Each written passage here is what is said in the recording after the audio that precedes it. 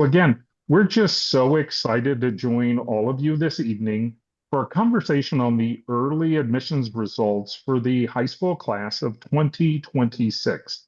You have an incredible panel this evening, and we're eager to try to take the information. We'll share the data at the beginning, but we'll really try to connect it to students, to their strategy, to the impact on things like resume and testing and major. And we'll also try to drill it down to a couple of case studies so you can really get your arms around what happened this year. Now, this webinar is part of a series of webinars this spring. We started the year talking about trends and our predictions for the year, talked a bit about summer, and this webinar has a companion at the end for those of you that are on this webinar who have children in the current sophomore class. We'll be really trying to talk about what you may want to prioritize. And then in May, we'll be hosting 2 webinars on admissions results. Now, why does this conversation matter? It's the beginning of March. Most of the folks on here have children who are juniors. Many have children that are sophomores. Early is now core to the admissions process. 65% of students in this year's high school senior class submitted at least one early application. So analyzing these early decisions is a great way to understand what actually happened. On this webinar, we're really going to try to reduce the stress, really try to replace the rumors with a sense of what can students control. In the questions, when you have the questions, please use the Q&A box. It'll be easier for us to manage. And then finally, of course, tomorrow we'll be sending out an email with a recording of the webinar and materials from this webinar. We'll also be sending out a link in case you'd like to meet with an admissions expert one-on-one to dive deeper on the implications for your student. Now, this evening's review is based on the students that we were lucky enough to work with this year. They applied to over 500 schools, and they've already heard admissions results for more than 300 schools. So it's a great cross-section, and it's allowing us to combine the trends that we've seen, the early conversations we've had with admissions officers, and specific case studies. Our goal is to try to make college admissions less stressful and more meaningful so that students can focus on the things that will make a difference for their high school experience and that they'll spotlight in their college applications. There are 4 core trends from this year's early results. Application inflation has continued. The Common App reported at the beginning of February that this year there's a 5% increase in the unique number of applications across this high school class. Over the last 6 years, applications have increased in total by more than 50%. In the midst of that, there are real changes and differences regionally. The state of Texas, for instance, has seen an 8% increase this year on the heels of a 14% increase last year. And some states, California, Massachusetts, and New York, have actually begun to see a slight decline in the number of applications. The second big trend, the rise of not just the selective school, but the selective major. Biomedical engineering, nursing, business, computer science still. This webinar is a focus on early applications, and as we noted, 2/3 of this year's high school class submitted at least one early application. And then the last thing is standardized testing. There's an 11% increase in the number of students submitting test scores this year. As a frame of reference, it's possibly the most significant comparison or trend to 3 years ago, where we're still in the midst of test optional. We're now in a sea change back to test as a significant input. Now, these early results are disproportionately from the most selective schools, where students see an admit rate of less than 25%. And so we've seen increasingly these schools draw a larger and larger base of their incoming class from early decision or early application. Now, many of the parents on this webinar may have in their head what selectivity looked like even 20 years ago. So this graph, this table gives you a quick sort of x-ray, a quick sort of reality check of, for example, a school like Harvard 20 years ago. Northeastern this year has an admit rate on par with what Harvard was 20 years ago. USC has an admit rate of what Dartmouth was 20 years ago. As a frame of reference, Vanderbilt is more competitive than half of the Ivy League schools. Now, this application inflation, you can see it in some of the more popular schools among the students that we've worked with. UCLA has really become a national profile school, as has Michigan and schools like UT and UVA. Yale has seen almost a doubling in the number of applications. And Northeastern, for those of you who grew up in the Boston area, you probably have one mindset of Northeastern. You now have to consider it a near Ivy. Now, you can see this growth when you drill it down to specific schools.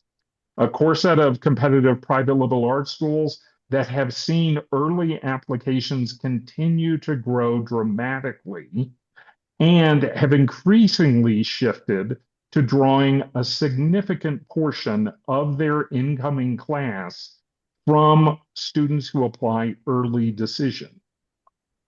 As a result, you can see these dramatic multiples. The blue is what the admit rate was if the student applied regular decision. The green is what the admit rate was if the student applied regular decision. Schools like Brown, Tulane, you see schools where it is a dramatic shift. In some cases, it can shift a school from a reach to a target simply by making the choice to apply early decision. In addition, we mentioned before the rise of highly selective majors. Most colleges and universities do not share admit rate by major. The University of California system does. So you can see school by school, major by major. And you can see at a school like UCLA, the radical differences in admit rate, nursing versus life sciences. You can also see it at some of the public universities like Georgia or the University of Texas at Austin or UVA, where major choice really can shift the school into a highly selective category. Now, test scores, as we mentioned, have really come back. 7 of the top 10 universities and over half of the 20 most competitive schools either require or strongly encourage standardized test score. And the thing that we always say to families is even the schools that say they're test optional don't consider the fact that they're ignoring test scores.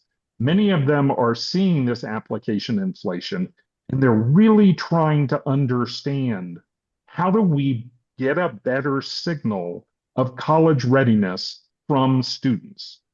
Now, we'll be sharing those statistics and that information with you, but what we're really eager to do is to have a sense to talk at a student level, at a strategy level, and to give you a sense of the insights and trends so you can better understand the choices and priorities in front of you. As a result, what I'm going to ask at the beginning is, Lisa and Amanda, one of the biggest things that we've seen is the impact of this application inflation, this application surge. How did you see it impacting students this year?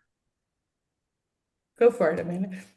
Yeah, I mean, what we were really seeing, and I think this is, something that my colleagues across all areas of college advising would say, is that what we noticed is that students felt increasingly unsure about outcomes at certain schools, and where there had been strong traditions of acceptance for a student of their caliber at a particular school coming out of their context, which is hugely important. in the current cycle, that predictability seemed to be falling. And we saw that borne out in many cases. That doesn't mean that it's impossible to predict outcomes or that we don't have, a good grasp of what might happen. But schools where we were generally relatively confident about outcomes based on the profile of the student we were working with, we, I would say, are less confident, particularly within certain majors, because the number of applications have just gone up so much. And, we were seeing that not just at the highly, highly selectives, the schools where we were always anticipating there being a lack of predictability, but also at schools where we would feel a bit more confident. So those might be state flagships, particularly some southern state flagships like Tennessee and Georgia. Some really high caliber, smaller privates that have perennially been relatively predictable. We were seeing maybe uncommon responses at the early decision level. So, for example, in the stateside, Tennessee and Georgia, Georgia over the last 2 years, I know, Lisa, you can speak to this as well, has become an entirely different institution in terms of admissibility. And Tennessee, I'd say, is going that direction as a knock-on impact of Georgia being so wildly competitive. Hmm. And I think the word, I think Amanda, when we were talking about this, prepping for the webinar, you used a word I loved, which was application squeeze. So Yeah, what we're seeing is kind of a squeeze all the way through. So you can't just say, a few years back we were seeing it at the high end, but we weren't seeing it everywhere. I mean, yeah, like you see it all the way down to Arizona being more selective, and like yeah, all these schools where we used to think Arizona, great university, but admissions wise usually more forgiving. So yeah. all the way through, and I think you had mentioned like Santa Clara.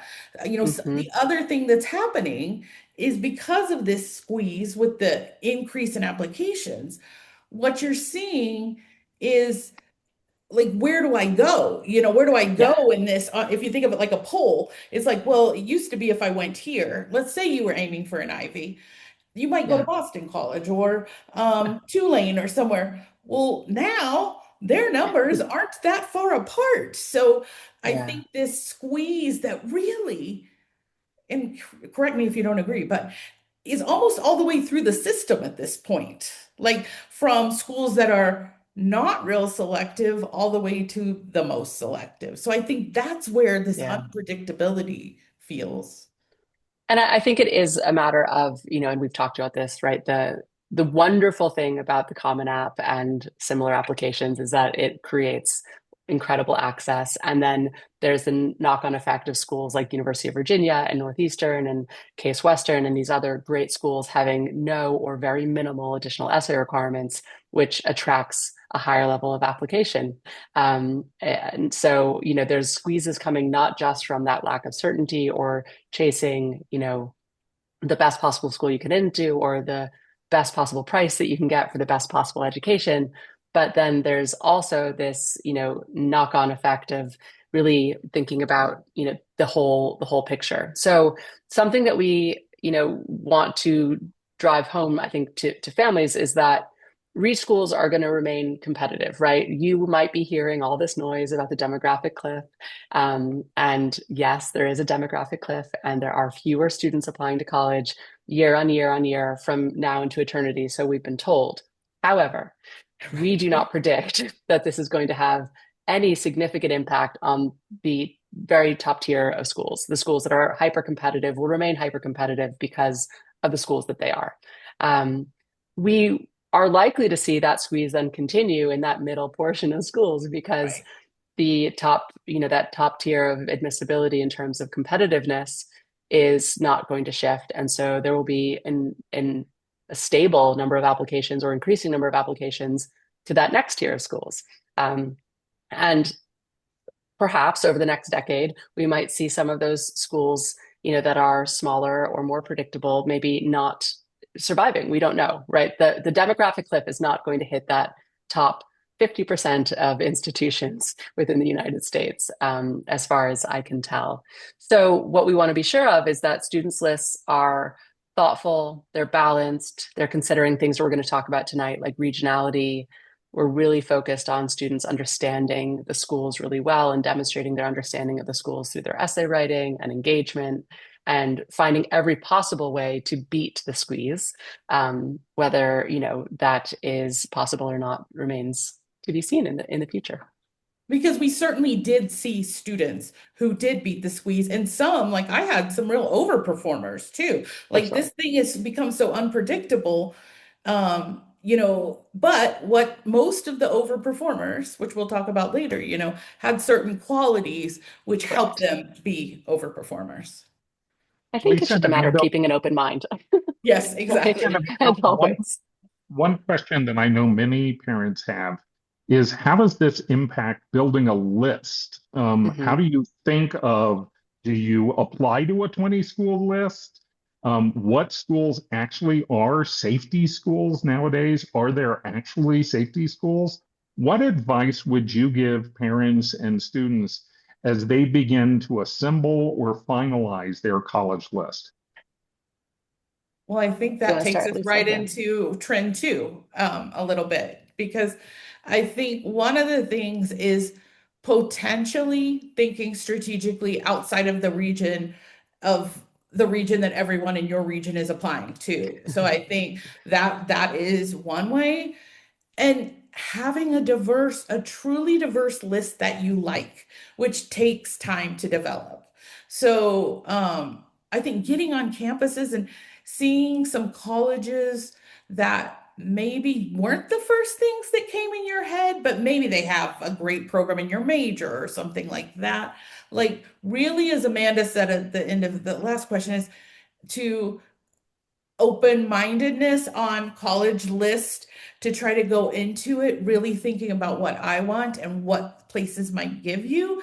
Because I think when we do that, the truth is there's so many great colleges out there. It's just like everything else in society, we're all running for the same thing, right? So part of building this great list, and Amanda, I want you to speak to this because I don't know anybody who's better at building a more diverse college list than you.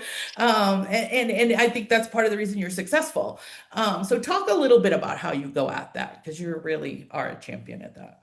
Thank you. No, I mean, I think part of it is helping students understand really at the very, very core root of what they want from their college experience, and then helping expose them to institutions that might not be, the name brand in their region that have those qualities.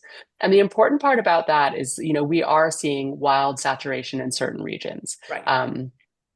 There is a very strong both in reality and in the like kind of public zeitgeist, attention on Southern Ivies, right? Southern institutions, Southern flagships, and for good reason, right? These are phenomenal institutions with, I live in northwestern New York, phenomenal weather, that have great cultures. And they also have the benefit of, strong social media presences right at the moment. So there's like all these reasons that these schools are incredibly popular from every single region. The problem is that if you are from the Southeast region and you are focused on Southeast region schools, you are in a saturated market applying to a saturated market. And if you're working with someone who's saying, okay, you love Georgia, so I'm going to suggest that you look at University of Oregon. I'm going to suggest you look at Indiana. I'm going to suggest that you look at, these other schools that have really similar cultures, that have really similar qualities in terms of the type of education that you're going to get, in terms of the way that you're going to spend your weekends, but they're less highly saturated with applicants. So it's not that you won't get into Georgia, but if you want that culture, here are some other schools where you can get it, and your likelihood of admissibility is much more predictable. And so, what we want to be sure of is that we're really listening to what the student wants, but offering them opportunities to expand their list, to create acceptances at schools that are going to be great fits for them for all the core reasons that they're saying that they want. Now, it's not to say don't apply to a Vanderbilt or UVA, a Georgia, apply to them, but also balance your list out with some very similar schools culturally out of region. I think that's the biggest piece that we're taking away from this. And because I know we do have a fair amount of Texans on the call, like, especially in Texas, we've gotten saturated. So in the Yes. old day, I mean, I've been doing this a long time in Texas. So it used to be, oh yeah, of course we love these schools and they love us and that's great. Well, guess Yes. what? Now everyone else loves them. Texas is a really big state, so a lot of us are applying. And so what does that mean?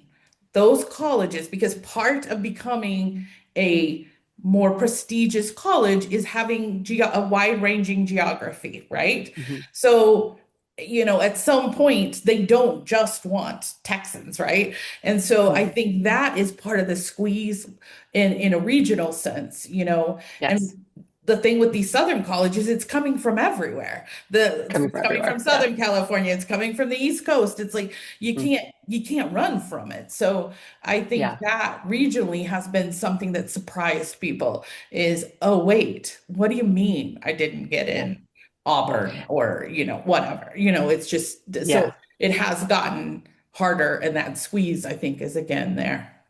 Really significant. And I also think these state flagships, more so than the privates, I would say, are, really filling up quickly because they're great options from a price tag standpoint. They're great options culturally.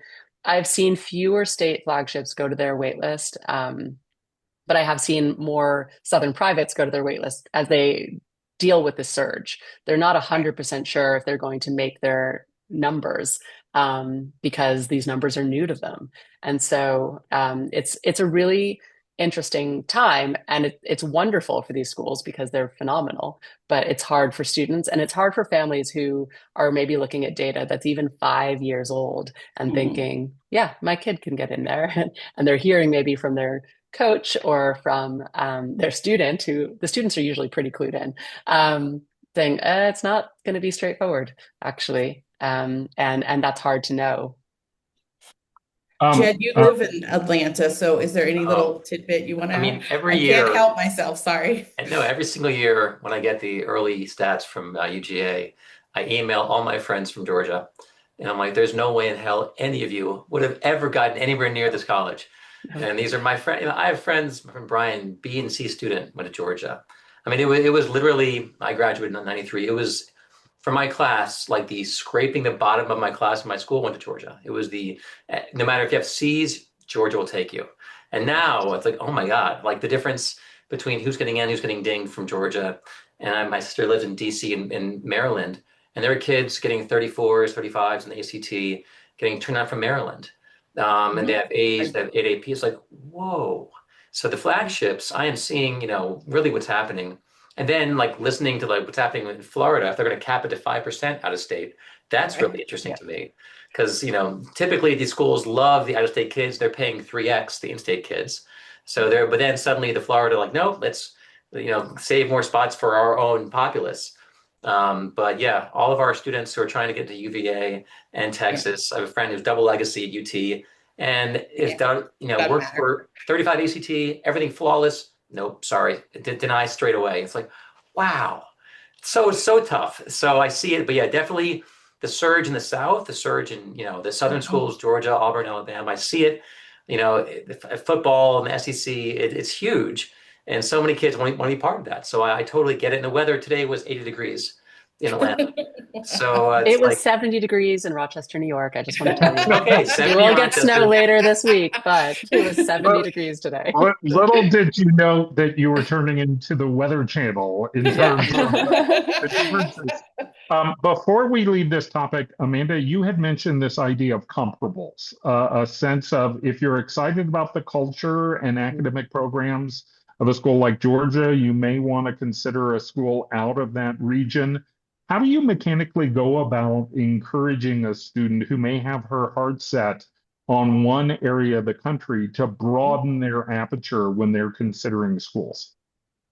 So, I mean, I think that's the right word, encouraging, right? So, our job, my job is to help students look at every potential opportunity they have access to that fits what they say they want and encourage them to create a list and support them in creating a list that gives them opportunities, right? Like I say to students, applying to school doesn't mean you're going to go there. It gives you the opportunity to go there in 8 months' time, whenever you're going to have to make this decision. So, you know, our job and the job of parents or anyone else who's supporting a student in this process is to help students recognize the opportunities that exist for them and give them the confidence to put themselves in a position to have those doors open so that they can choose which doors to walk through.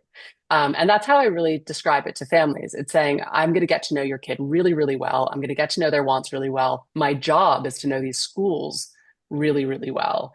And if you're telling me this is what you want, my job is to say, I have 5 other options that have really similar qualities, and these 3 might give you some significant money. And that's my job to know that and to know your kid and to help them.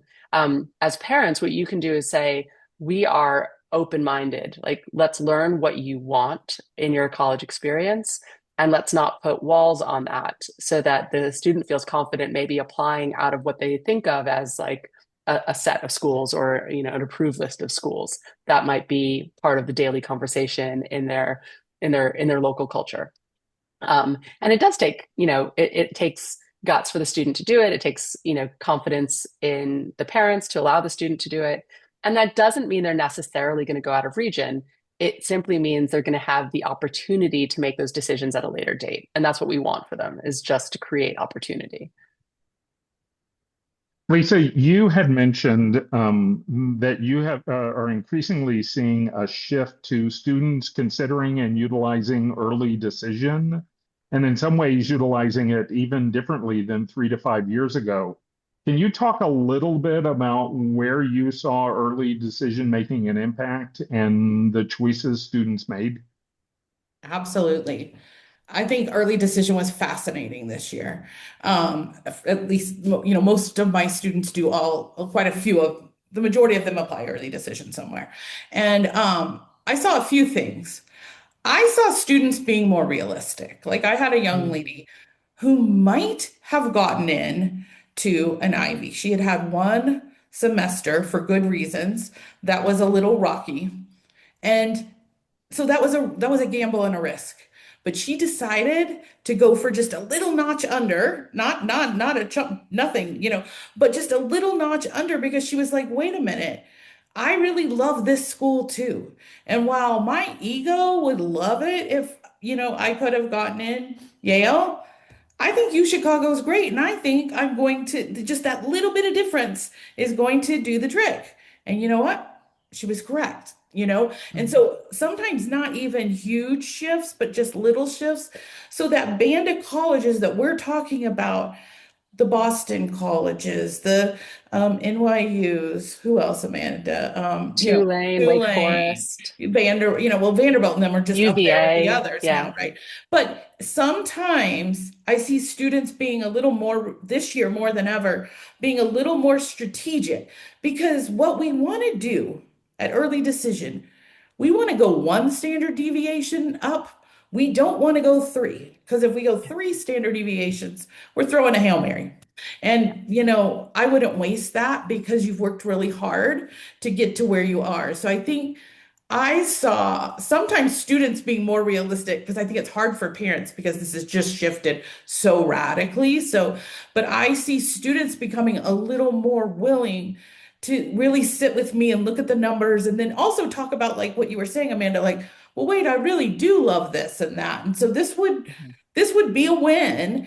And if Yeah. I go 2 more standard deviations up, I may be by that time after early decision, then I may probably don't have the opportunity for just the little standard deviation down that I would before.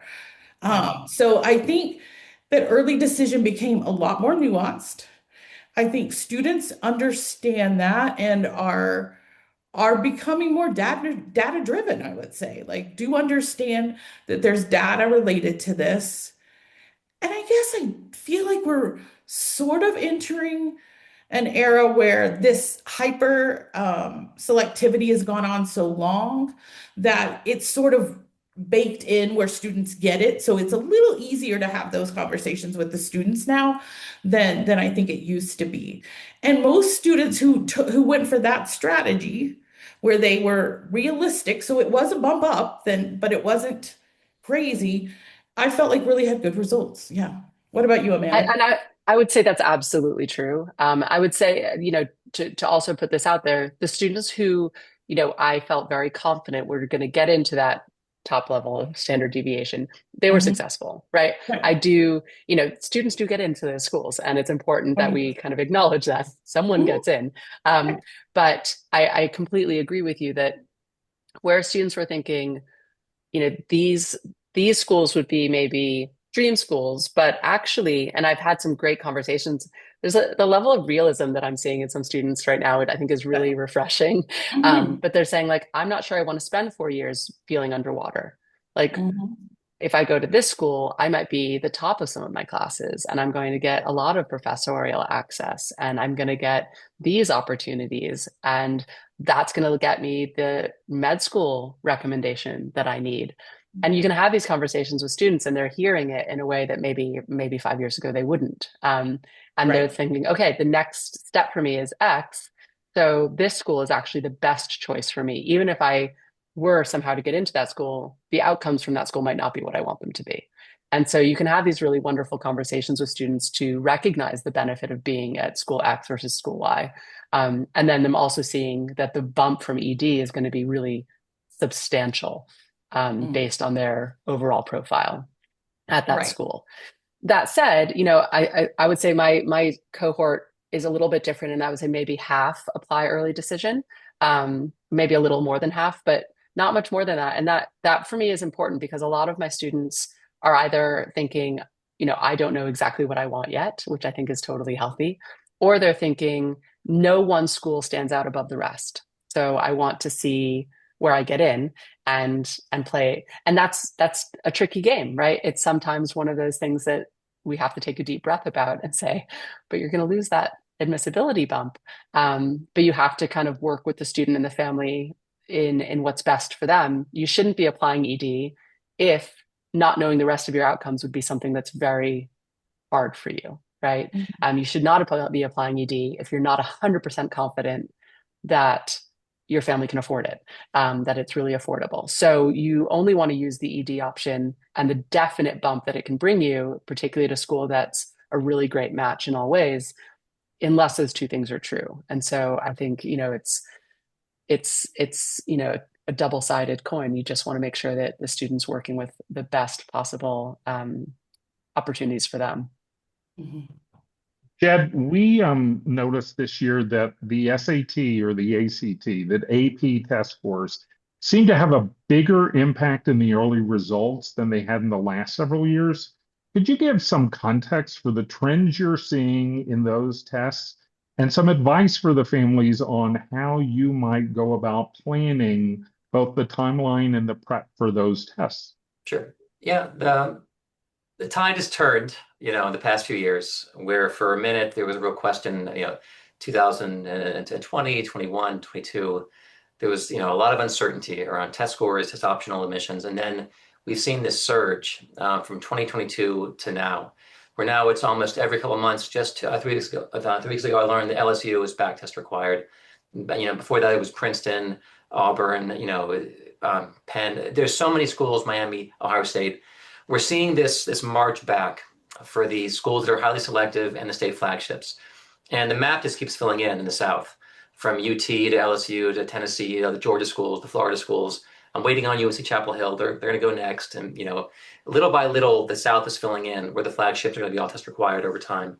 And in the grand scheme, and also we have now 7 of the 8 Ivies and the Ivy pluses are jumping in as well.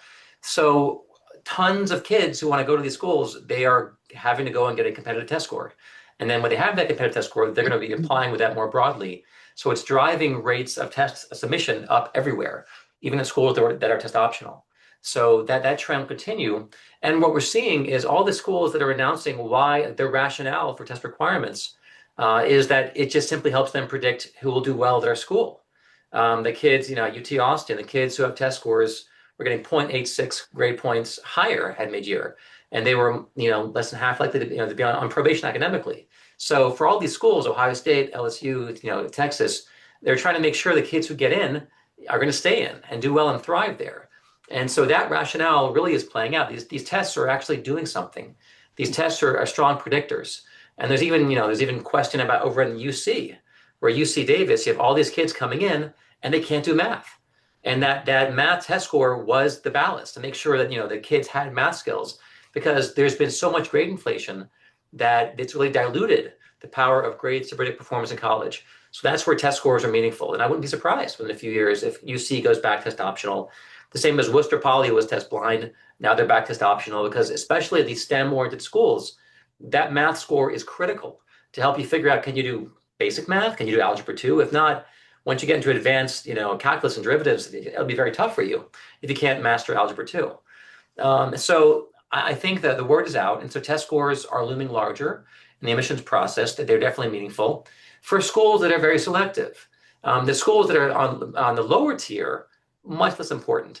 And one of the ways I look at this is at the number of kids who are admitted and enroll who had test scores. And there are certain schools where that number is in the low 20s. So for a school like that, like New Hampshire, test scores aren't that big of a factor. For schools lower down the rung, like UGA and Tech, test required, but way down the list, Valdosta, other places, test scores aren't that important in the grand scheme. So, but if you're playing in the bigger leagues with schools that are more selective, the flagships, the strong privates, test scores loom larger, even in schools where they're test optional. And the same thing for AP exams, where performance on the APs can be a differentiator when so many kids now are applying with 3.8s and 3.9s unweighted. Because grades are different than they were 20, 30 years ago. And schools are giving out much higher grades than ever before in history. And so you have this compression at the top with kids with strong GPAs. So one differentiator is rigor on the schedule, on the transcript, how many academic advanced classes, dual enrollment classes. But then even beyond that, there's mastery. And there's I got 6 5s on my APs. Oh, well, that stands out, because you had 2 kids applying from the same high school, similar rigor on the transcript, both similar grades. One kid sends 6 5s and 3 4s. One kid sends no AP scores.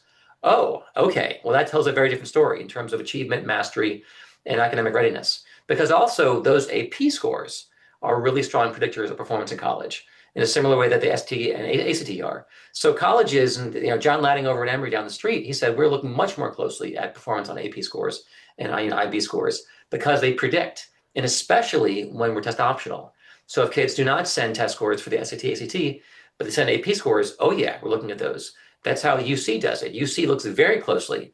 UC Berkeley, UC, they're very selective.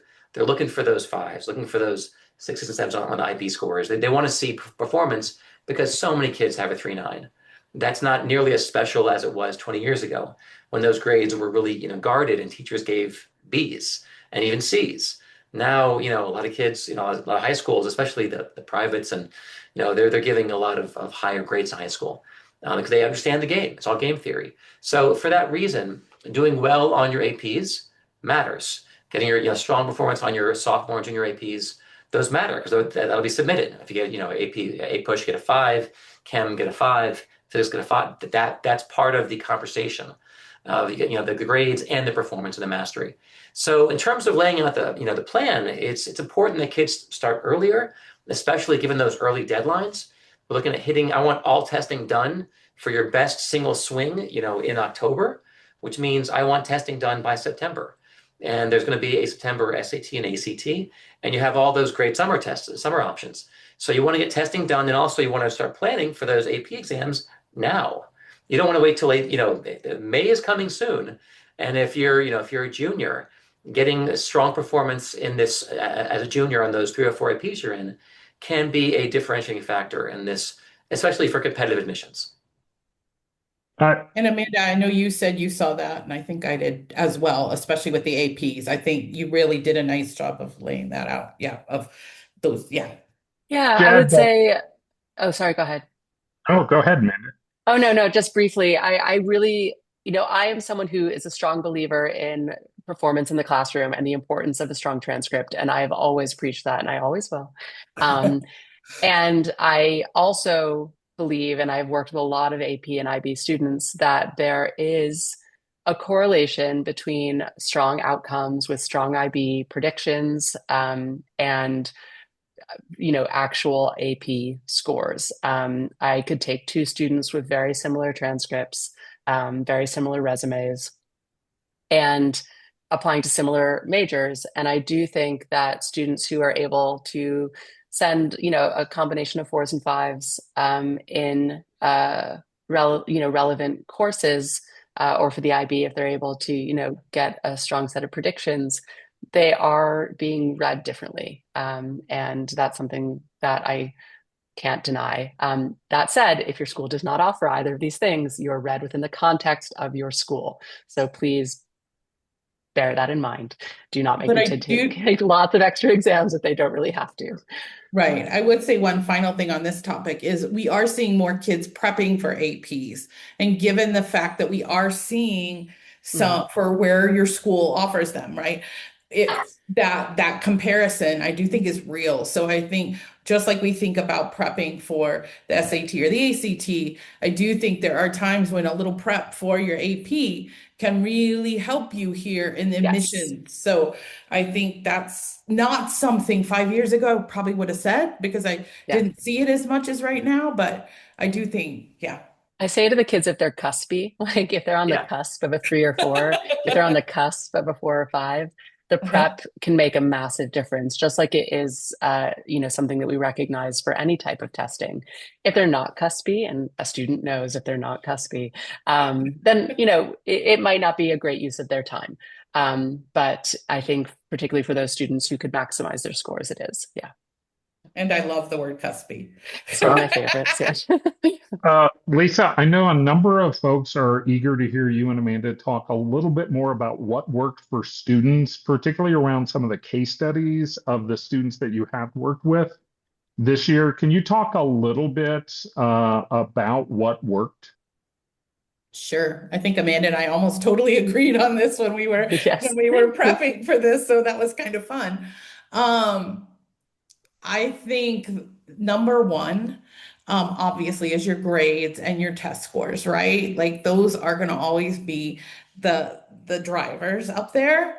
But I think right under that is an authentic resume, and I think it really makes a huge difference.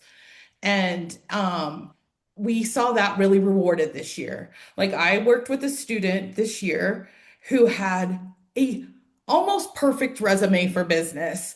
Like, I mean, and they were fun things. They weren't, oh, I went to I'm not this, but like she had this really cool marketing internship with this fashion thing. And she had gone to this fashion camp and that's how she had learned about like it was all interwoven. Like she didn't even know she wanted to do this before sophomore year. And so her story really held together in a way that I think really helped move her forward. And she's overperformed everywhere. And honestly, this wasn't necessarily a perfect applicant either. Do you know, like there, I think if you can get that piece going where you have a really interesting, authentic, and it's like it's obvious that you actually genuinely care about this. And then when you write those essays, you can actually genuinely write about why this meant something to you personally in this world of AI. If you can reflect, because our reflections are I can only give you my reflection. Like we could go on Amanda and I could go on a trip together, and her reflection of mine would be totally different, right? And so I think this is where the opportunity is in authentic experiences, especially related to major, and then that ability to tell that story that really is human, like Mhm. is actually genuine and human. Is was one of the things that I saw among a number of students that I had that I was like, wow, that took you home. Like, yeah. Yeah. What would you add to that, Amanda? I mean, I think I love, as you know, the word authenticity, but I think Uh-huh. it's not just in terms of fit to major, it's also fit to culture. So Yep. I would say that where I had a phenomenal student this year who's just an incredible student, like wonderful resume, wonderful test scores. Um, but on first glance, her resume seemed kind of all over the place, right? She did Mhm. the things she loved, right? She loved soccer, she loved theater, she loved doing service work. And we talked about it, and what was the driving force in her life was building community. Everywhere she went, she wanted to serve and build community. And so her whole application focused on that. And it wasn't so much about how her resume led to her fit to major necessarily. It was how the school was able to read her as a fit to their culture that I think was the really strong kind of center of her success. Yeah, she was an outstanding student. I'm not taking any of that away from her, but there are tons of outstanding students. Right. But that lack of fear, saying, actually, no, this is exactly what I'm about. I don't want to spend time doing things that don't feel like they're community focused or building kind of the cultures that I like to be part of, and just doubled down on what meant a lot to her. And I do think that that was the really recipe for her success, comparatively to other students with similar um, transcripts and profiles. So I think authenticity all the that's way. such a great word. I'm stealing words from you tonight. One of them is like fit to values and institution. I Yeah, do think if a student is not the typical fit to major, hopefully you're not going to be a business major, an engineer, or a nurse, or a pre-med, if that's the no, case. But let's say you're not, that can work. But like the student that I had that really overperformed, she knew that college backwards and forwards, and yeah, she knew how to tell them her story in a way that was compelling, that yeah, actually, and so I think one of those things, and I say this to students, they always kind of roll their eyes at me, but I actually, this works. Read their mission statement, read their values, look on yeah, their social, like, what is this community about? Hopefully your values and their values should match, right? But I yes, do think that's another way to go at things when the fit to major piece is maybe not as obvious, because there's certainly a whole bucket of students, no matter how much the college process says we want to know your major. As a counselor, that's not necessarily developmentally appropriate yet. yeah. For So, some students, right? Yeah. right, for all students. Mm, So I do think that strategy can really be powerful and win, yeah, but it means you got to go on the campus. You got to do your homework. So I think some of these things are spending a little bit more time getting to know this college that you might want to say yes to, and making sure you can really speak to it, because yeah. then you've got synergy going. I think that's true. Mhm. Um, we did start a couple of minutes late, so we are gonna go over a couple of minutes. We do want to share a follow-up poll at the end in case you want to sort of raise your hand and have us follow up with you. But a last question for Lisa and Amanda. One of the things we hear this year more so than ever is start early. Can you talk a little bit, and then Jed, can you chime in on testing this idea of when you start the work around college planning and test prep and applications? Because it did seem like the starting line shifted pretty dramatically this year. Amanda, Sure. you start. Yeah. So I work with a lot of younger students, so I'll talk a little bit about this. And that's something I actually think is a good point. I always kind of resisted working with younger students in the past. And that wasn't because I don't love younger students, but I always, I'm very student centric. I really care about kids. It's my whole career. And I never want a kid to feel like they are being pushed in any direction too young, because I really want high school experience to be something that's experienced, right? The whole goal of high school is to grow up, and to grow up enough that you can thrive in college. But what I've found is that some students, many students, want to make sure they are utilizing their whole high school experience, and that there was this sense that even, as they're entering ninth grade or kind of going through ninth grade, they weren't sure how to test themselves out. They weren't sure how to experience their own curiosity, or to find opportunities to stretch their own curiosity, or to feel confident about the types of rigor that they were exposing themselves to. And they weren't necessarily experiencing high school in the way they wanted to, because they felt a little bit lost.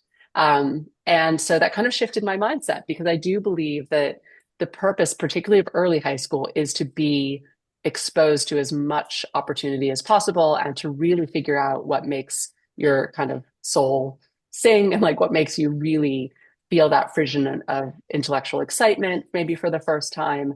And that only comes with testing yourself out in new ways, and being exposed to those things. And then as you move through high school, as you're kind of having these thought conversations with ideally, a parent or a coach or a mentor, you're saying, these are the things that really drive me forward, and I have limited time. How can I best use this time to kind of deepen my interest in this particular area or in these particular areas? And that happens through engagement, right? So, you know, by starting earlier, it allows for the deepening to happen in a really natural, authentic way that doesn't feel forced, that doesn't feel rushed. And for me, as someone who really cares about kids, that's great. We don't want any of this to feel forced and any of it to feel rushed. And so by starting those conversations earlier and starting that exposure earlier, we actually help students make the most of their high school opportunities. And that is, I think, why starting early. And again, didn't mention college once in that whole statement. And that's really important because that's not why we start early. We start early so that they can make the most of their high school experience. And that creates better college outcomes, frankly. And I totally agree with Amanda, and I'm going to mention colleges. Okay. Is that You if do you it. are in the state of Texas and you have your eye on UT, not starting early is really hard because it is on the extreme end of major focused. And so what you have to do is what Amanda was saying. Honestly, we're in agreement. You need runway to just try things out. Like, I remember years ago, I had this kiddo and he was sure that he wanted to be an engineer. And his uncle or somebody was an engineer and he went there for the summer and he comes back, he's like, "Oh, Lisa, I got bad news. I hated it. What are we going to do?" And I'm like, "It's fine. You're in the 10th grade. Not a problem." And then we talked about what he didn't like and did like, and it ended up that he was much more interested in accounting or finance, than engineering. And he's gone on to be a thing in that. But like, it gives us the exploration window that we need for students who are going to need to define a major if that's one of the really big goals for them, in a way that isn't forced or feels pressured. So I, like Amanda, used to never take students till the spring of their junior year. And now I'm like, spring of your junior year, how are we going to do that? Like, you know what I'm Yeah. saying? Like, Yeah. like it's just kind of funny. Like I would put them on wait lists. I'd be like, nope, that's not appropriate till then. So I think the shift in how colleges are evaluating some students honestly lower the temperature by starting earlier, where that wasn't the case. The other place where I do start earlier, Jed, I hope this is if a student is way ahead in math, then Yes. I will have them take their SAT prep and take their SAT or ACT between sophomore and junior year, and we get it out of the way. Now, most of these are kids who are going to make 35s or 36s anyway, right? But it just because those kids are, I mean, one, their courses are really rigorous, and then all the other stuff.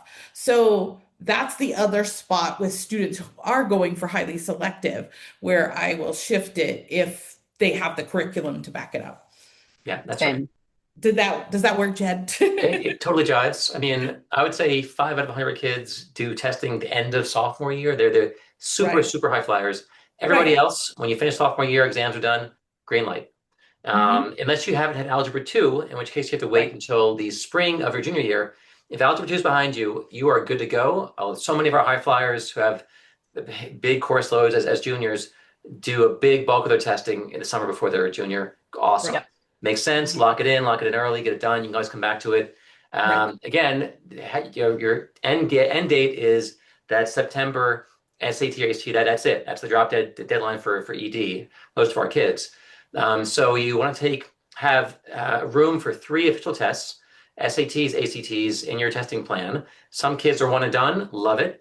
But with super scoring, having a 3-pack is very helpful to optimize small differences over test dates. So starting, when your exams are done as a sophomore, go for it. And some kids, that summer is great. Some kids, the fall, some kids, the spring. Right. And at the very, very end, some of our athletes with things do their final summer before they're a senior. And that's fine as long as you save 3 tests before that last one in the fall. Yeah, and I do agree the 3 test has become really important. There's no reason not to. And again, I love one and done, but I want to have me too. 3 as insurance always. Yeah, always. Unless it's a 36 or whatever. Oh yeah. Yeah. And that's great. Then we're done. Then we're done. Yeah. Yeah. We have so enjoyed being with everyone this evening. We hope we've given you a taste for what the early results are. I think at a top line, we continue to see this sort of application squeeze that Amanda and Lisa flagged, which I think makes sense, means that a more thoughtful and an earlier approach makes sense. As Lisa and Amanda both mentioned, a sense of an authentic resume, oftentimes keyed to the student's first choice major. And then finally, a pretty significant shift back to standardized testing. In an era of grade inflation, many of these schools are looking for a strong signal of rigor and college readiness.